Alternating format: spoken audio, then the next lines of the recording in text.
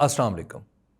پاکستان میں آسمانوں کی مہربانی سے جو گروہ سیاست کاراں حکومت میں بیٹھا ہے، اس کی اہم ترین ذمہ داری تھی کہ عمران خان کے مقابلے میں ایسا بیانیہ بنائے گا جو لوگوں کو قائل کر لے گا کہ ملک بالکل ٹھیک چل رہا ہے اور اسے کسی تبدیلی کی ضرورت نہیں۔ عوام کو عمران خان کے مردود حرم ہونے پر قائل کر لیا جائے گا اور اس کام کے عوض پیشگی کے طور پر اس گروہ میں شامل سبھی لوگ پاک و صاف قرار پائے۔ ان عرفہ مقاصد کے حصول کے لیے سرکردگان گروہ کو ایسے عہدے مرحمت کیے گئے جن کے حامل کو تنخواہ، سرکاری گھر اور جھنڈے والی سرکاری گاڑی، بما، پیٹرول اور ڈرائیور ملتے ہیں۔ اس انبوہ ناآسودگان کے لیے اپریل 2022 میں قومی اسمبلی میں ہاتھ کی ایک جنبش سے شگاف ڈالا گیا، جس میں سے یہ بغیر خوف ملامت گزر کر حکومت میں آ گیا۔ قدرت فلک تو اس کے ساتھ ہی تھی، سو قاضی بھی اس کی خدمت پر فائز ہوئے۔ فروری 2024 میں انتخابات کا وقت آیا تو یہی گروہ پسندیدہ سیاست کے صحرا میں بے نشان بھٹکنے لگا۔ بنی اسرائیل پر تو یہ مصیبت 40 برس رہی، مگر اس گروہ کو کارپردازان قضاء و قدر نے جلد ہی راستہ دکھا دیا۔ آسمانوں کو اس کی حالت دیکھ کر جوش آیا اور اس کے لیے ووٹوں کے خوان اترنے لگے۔ دستے کارگر نے ان کے لیے وہ پروانے جاری کر دیے جنہیں دکھا کر یہ اس ایوان میں بیٹھ گئے جسے مذہبی جوش و جذبے کی بدولت مجلس شورا بھی کہا جاتا ہے۔ عمران خان کا سیاسی مقابلہ کرنے کا اہل ہونے کے علاوہ یہ گروہ خود کو ماہر معیشت بھی ثابت کیا کرتا تھا۔ اس کی آمد سے یہ توقعات باندھی گئی تھیں کہ پاکستان کے عوام کل انام کی زندگیاں بدل جائیں گی، خزانہ لبالب بھر جائے گا، بند ہوتے کارخانے دگنی رفتار سے چلیں گے، برکت اتنی ہوگی کہ گندم کی ہر ڈالی پر 1000 بالیاں ہوں گی اور ہر بالی میں 1000 دانے۔ سمندر کی تہ سے ہر مچھلی گوہر نایاب گوادر سے کراچی تک کے ساحل پر اگل دے گی اور ہر پاکستانی کا منہ موتیوں سے بھر دیا جائے گا۔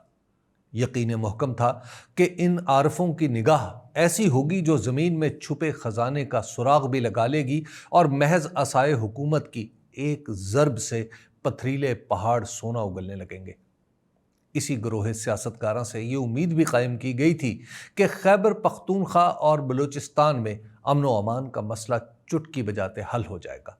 وہاں کے لوگ شکوے کرنا چھوڑ کر آسمان سے اتاری جانے والی حکومت کے گن گانے لگیں گے۔ اس گروہ سیاستکاراں سے جتنی امیدیں باندھی گئیں، ان میں سے ایک بھی پوری نہ ہو سکی۔ عمران خان کے خلاف کوئی قابل قبول بیانیہ بنانا تو دور کی بات، یہ خود ہی ان کے خوف میں گرفتار ہو گیا۔ ان کا خوف دور کرنے کے لیے 5 اگست 2023 کو انہیں جیل میں ڈال دیا گیا۔ الیکشن سے پہلے انہیں عدت کے قابل مذمت مقدمے میں سزا سنائی گئی۔ تحریک انصاف سے اس کا انتخابی نشان چھین لیا گیا۔ اس کے امیدواروں کو حلقوں میں نہیں جانے دیا گیا۔ اس گروہ پسندیدہ کے لیے ہر راستہ کھلا تھا اور تحریک انصاف پر سبھی راہیں مسدود تھیں۔ اس گروہ کے لیے کوئی ضابطہ تھا نہ قانون، مگر اس کے مخالفین کی مشکیں باندھی گئیں۔ ان تمام سہولیات کے ہوتے ہوئے بھی جناب نواز شریف کو قومی اسمبلی میں داخلے کے لیے فارم 45 پر دیے گئے ووٹوں کو سرکاری اہلکار کے دستخط سے اپنے کھاتے میں ڈالنا پڑا۔ 2/3 کے دعوے سے میدان میں اترنے والا یہ گروہ 1/3 نشستیں بھی نہ سمیٹ سکا۔ اس کی یہ حالت دیکھ کر 10 فروری 2026 کو ایک بار پھر اس پر نظر ہوئی۔ بات یہیں تک نہیں رکی۔ اس کی لجاجت کے صدقے فیصلہ امین کے ذریعے مخصوص نشستیں بھی اسے دے دی گئیں۔ اب یہ گروہ 2/3 لے کر اسمبلی میں بیٹھا ہے، مگر اسمبلی سے باہر اس کی وقت ساجد نواز جیسے بے کس کے ایک فقرے نے عیاں کر دی۔ اگرچہ اس نے اپنے اعمال و اقوال سے توبہ کر لی ہے اور اسے معاف کر دیا گیا ہے، مگر اس کے فقرے نے کئی بھرم کھول دیے۔ معیشت کے میدان میں اس گروہ کے دعوے تو حقیقت کا ایک جھونکا برداشت نہیں کر سکے۔ علم اقتصادیات کے نام پر اس کا کل خزانہ اسحاق ڈار ہیں، جو خدائی انداز میں کہتے تھے ڈالر کی قدر کم کر کے دکھاؤں گا۔ جناب سرکاری جہاز میں وطن مالوف انگلستان سے مملکت خداداد میں تشریف لائے اور عمران خان جہاں ڈالر کی قدر چھوڑ کر گئے تھے وہاں سے تقریباً 2 گنا ہو گئی۔ ایک بار پھر اس گروہ کے لاڈ اٹھانے کے لیے سرپرست حرکت میں آئے۔ نہ جانے کیا کیا جتن کیے اور ڈالر کو لگام یوں ڈالی کہ ڈالر تو بڑھنا رک گیا مگر اس کے ساتھ معیشت کا پہیہ بھی رک گیا۔ اس تجربے کے بعد اسحاق ڈار ملکی خزانے کے قریب بھی نہیں پھٹکنے پاتے۔ یہ الگ بات ہے کہ اب خزانے میں سوائے حسرت تعمیر کے رکھا بھی کیا ہے۔ کارخانے چلے ہیں نہ کاشتکار خوشحال ہوا ہے۔ عام آدمی کا جینا دو بھر ہو چکا ہے۔ اسی مصیبت کو آج کل معاشی ترقی کہا جا رہا ہے۔ آسمانوں میں بنایا گیا پیپلز پارٹی اور مسلم لیگ نون کا جوڑا اس کا 1% بھی نہیں کر سکا جس کی اس سے توقع تھی۔ حتیٰ کہ چولستان کی خوشحالی کے لیے جو نہریں مطلوب تھیں ان کے لیے بھی یہ سیاست کی زمین ہموار نہیں کر سکا۔ البتہ اپنے کاموں کے لیے اس جوڑے نے سب کچھ کر ڈالا۔ اس نے ملکی مفادات کے نام پر پہلے چینی باہر بھیجی اور اب منگوانے میں ہی ایسی واردات ڈالی ہے کہ آسمان نے بھی بادلوں کا نقاب اوڑھ لیا ہے۔ گندم کا معاملہ بمشکل دبا تھا کہ چینی کا سکینڈل سامنے آ گیا ہے۔ ابھی سولر پینل اور حکومتی پالیسی کے درمیان تعلق بھی عیاں ہونا ہے۔ لاہور کی زمینوں کا لین دین بھی کسی وقت کھلے گا۔ انہی حرکتوں کی وجہ سے آسمانوں میں بنے اس جوڑے سے اب آسمان بھی تنگ آنے لگے ہیں۔ یہ جوڑا اپنی رنگ رلیاں تو منا رہا ہے لیکن امور مملکت اس کے بس سے باہر جا چکے ہیں۔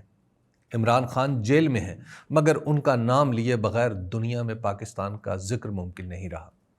معیشت ترقی تو کیا کرتی، الٹا تنزلی کا شکار ہے۔ خیبر پختونخوا اور بلوچستان میں اس گروہ سیاست کاراں کا ساتھ ہی بوجھ بن چکا ہے۔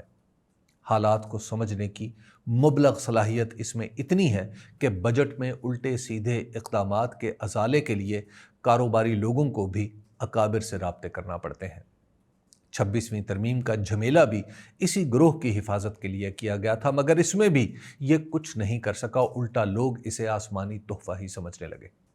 چھیل چھبیلوں کے اس گروہ کے ساتھ کیا کیا سلوک نہیں کیا گیا، پھر بھی یہ سب کے سامنے کہتے ہیں اختیار ہمارے پاس نہیں۔ یہ نظام ہائیبرڈ ہے، ان میں ایک بھی ایسا نہیں جو کوئی ذمہ داری اپنے سر لے سکے۔ انہیں اتنا بھی علم نہیں کہ جوان بچے اپنے کھانے کمانے کا راستہ نہ بنا سکیں تو انہیں گھر سے باہر نکال دیا جاتا ہے۔ سو اس گروہ کے ساتھ بھی لاڈ پیار تمام ہوا۔